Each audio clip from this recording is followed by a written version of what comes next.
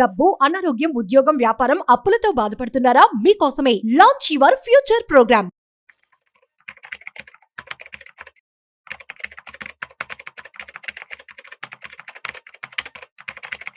నమస్తే, welcome to Suman TV. నేను మీ Rama Rajesh, chartered wealth manager and mutual fund distributor. ఈ రోజు మీ ముందుకి ఇంకొక ఇంపార్టెంట్ టాపిక్తో వచ్చేసాను. సో చాలా మందికి ఇలాంటి టైంలోని, అంటే మార్కెట్ చాలా హై అప్స్ అండ్ డౌన్స్ ఉన్నప్పుడు ఎస్డబ్ల్యూపీ మీద చాలా కన్సర్న్స్ అండ్ క్వశ్చన్స్ ఉంటాయి. అంటే ఇప్పుడు నేను విత్డ్రా చేసుకుంటే నా యూనిట్స్ ఏమైనా పోతాయా, నా అమౌంట్ నేను లాస్ అవుతానా, ఆర్ ఎలాంటి ఎస్డబ్ల్యూపీ చేసుకోవాలని. ఇంతకుముందు నేను చాలా వీడియోస్ ఎస్డబ్ల్యూపీ మీద చేశాను, కానీ ఇప్పుడు స్పెసిఫిక్గా ఒక ఫండ్ పట్టుకొని వచ్చి మీకు క్లియర్గా ఎక్స్ప్లెయిన్ చేద్దామని. అంటే ఈ ఫండ్లో కనుక ఇన్వెస్ట్ చేస్తూ మీరు విత్డ్రా చేసుకొని ఉండుంటే మీ ఫండ్ యొక్క పర్ఫార్మెన్స్ ఎలా ఉంటుంది అని చూపించడానికి ఇవాళ ఒక ఎక్సెల్తో మీ ముందుకు వచ్చాను మళ్ళీ. So first and most important thing, SWP అంటే systematic withdrawal plan. And systematic withdrawal ప్లాన్లోని ఒక ప్రాపర్ స్ట్రాటజీ ఉంటుంది. అంటే మనం ఇన్వెస్ట్ చేసే అమౌంట్ మీద మనం విత్డ్రా చేసుకునే పర్సంటేజ్, అంటే ఇప్పుడు ఒక ఫండ్ని మనం సెలెక్ట్ చేసుకొని దాంట్లో ఇన్వెస్ట్ చేసేటప్పుడు ఆ ఫండ్ యొక్క రిటర్న్స్ కన్నా మనం విత్డ్రా చేసుకునే రిటర్న్స్ తక్కువ ఉన్నప్పుడు మాత్రమే మీ ఎస్డబ్ల్యూపీ ప్లాన్లోని మీ వెల్త్ గ్రో అవుతుంది. సో ఇది తెలియక చాలామంది రీల్స్ చూసో యూట్యూబ్లో కానీ చెప్తున్న వినేసి, అంటే ఇప్పుడు నేను 10 లక్షలు పెడితే నెలకి 1,00,000 తీసుకోవచ్చు, నెలకి 50,000 తీసుకోవచ్చు అన్న మాటలు విని ఇన్వెస్ట్ చేసుకుంటే కనుక మీకు ఎస్డబ్ల్యూపీలో మీ అమౌంట్ గ్రో అవ్వదు. ఎప్పుడైనా గుర్తుపెట్టుకోండి, మీకు 12% రిటర్న్ వస్తుందంటే మీరు 6% తీసుకుంటే ఆ 6% ఏదైతే ఉందో అది మీకు గ్రో అయ్యి మీకు లాంగ్ రన్లోని ఒక కార్పస్ని క్రియేట్ చేస్తుంది. సో ఆ ఫండ్ అండ్ ఆ ఫార్ములా మైండ్లో పెట్టుకోవాలి, ఎస్పెషల్లీ ఎస్డబ్ల్యూపీ చేసుకునేటప్పుడు. మీ పర్పస్ ఏంటి? Again it comes back to purpose.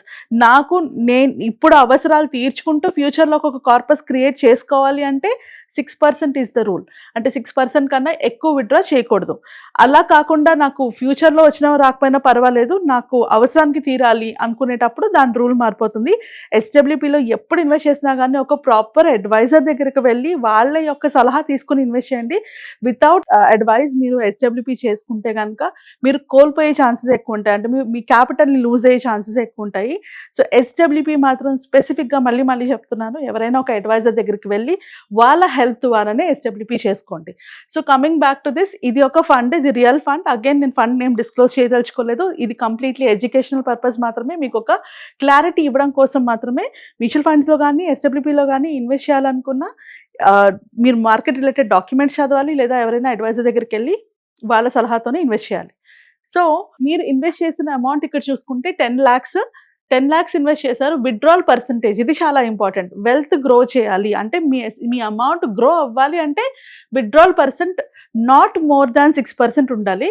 So 6% withdraw చేస్తున్నారు అండ్ మంత్లీ ఎంత విత్డ్రా చేస్తున్నారు? 5,000. మీరు ఇన్వెస్ట్ చేసిందంట 10 lakhsకి 5,000 మీరు ఇన్వెస్ట్ చేస్తున్నారు. సో 1999 నుంచి నేను తీసుకుంటున్నాను ఫండ్ని.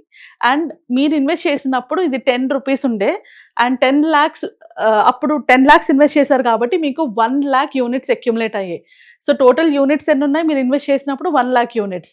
అండ్ నెక్స్ట్ మంత్కి వచ్చేటప్పటికే ఈ ఎన్ఏవి వాల్యూ పడిపోయింది. సో 1999లో మీకు 10 రూపీస్ కొన్న అనేవి 9.92కి వెళ్ళడం వల్ల మీరు 504 యూనిట్స్ని సెల్ చేసి 5,000 విత్డ్రా చేసుకున్నారు. సిమిలర్లీ నెక్స్ట్ మంత్లోని 10 రూపీస్కి మళ్ళీ పెరగడం వల్ల మీరు 500 యూనిట్స్ని విత్డ్రా చేసుకున్నారు అండ్ 5,000 రూపీస్ మీకు అకౌంట్లో పడ్డాయి. సో ఇక్కడ మీరు అబ్జర్వ్ చేస్తే ఎస్ఐపికి మార్కెట్ పడినప్పుడు యూనిట్స్ పెరుగుతాయి, ఎస్డబ్ల్యూకి మార్కెట్ పడినప్పుడు ఎక్కువ యూనిట్స్ వెళ్తాయి, ఎందుకంటే మీరు సెల్ చేస్తున్నారు కాబట్టి. సో ఇక్కడ పడినప్పుడు మీకు యూనిట్స్ ఎక్కువ సెల్ అయిపోతున్నాయి అండ్ పెరిగినప్పుడు మీకు యూనిట్స్ తక్కువ సెల్ అవుతాయి. సో చాలా మందికి ఉన్న కన్ఫ్యూజన్ ఇక్కడే. మార్కెట్ పడినప్పుడు మాకు ఎక్కువ యూనిట్స్ వెళ్ళిపోతాయి కాబట్టి మా మొత్తం క్యాపిటల్ని మేము లూజ్ అయిపోతామా అని. డెఫినెట్లీ 6%లో తీసుకుంటే లూజ్ అవ్వరు. సో ఇక్కడే మనం చూసుకుంటే ఇది మళ్ళీ, అండ్ అక్కడ మనం తీసుకునే ఫండ్ మీద కూడా డిపెండ్ అయి ఉంటుంది.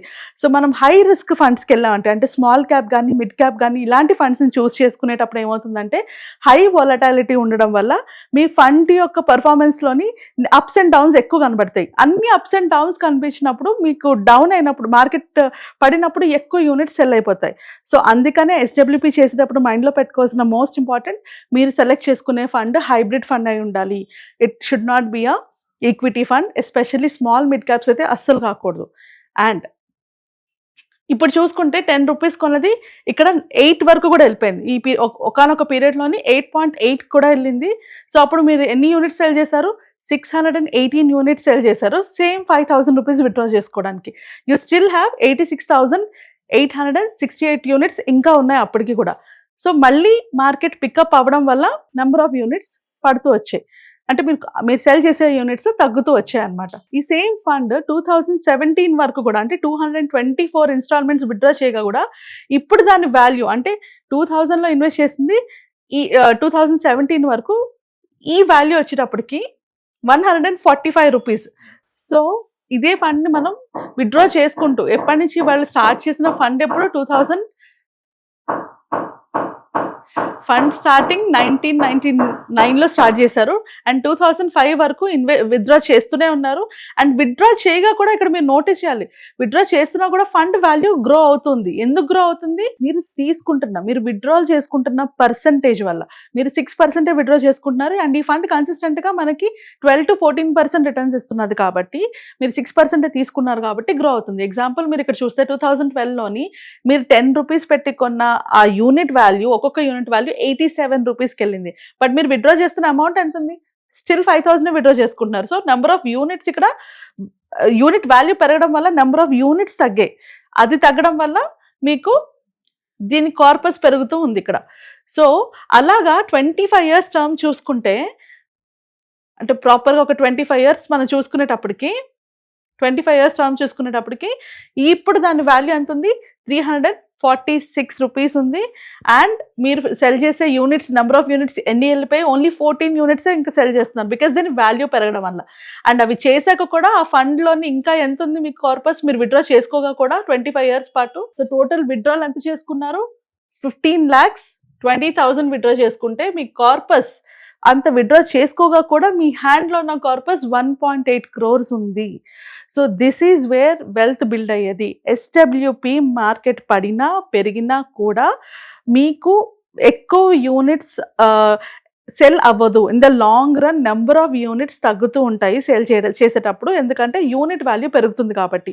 సో అందుకనే మనం ఎస్డబ్ల్యూపి చేసుకునేటప్పుడు 3 ఇంపార్టెంట్ థింగ్స్ మైండ్లో పెట్టుకోవాలి. ఒకటి, మనం సెలెక్ట్ చేసుకునే ఫండ్. మనం కనుక హైబ్రిడ్ ఫండ్ కాకుండా ఈక్విటీ ఫండ్స్లో పెట్టుకుంటే అంటే స్మాల్ మిడ్ క్యాప్స్లో పెట్టుకుంటే కనుక వాటిలో ఫ్లక్చుయేషన్స్ ఎక్కువ ఉంటాయి కాబట్టి ఎక్కువ units in the very beginning fluctuations టైంలో సేల్ అయిపోతాయి కాబట్టి వెల్త్ క్రియేట్ చేయడం ప్రాబ్లం అవుతుంది.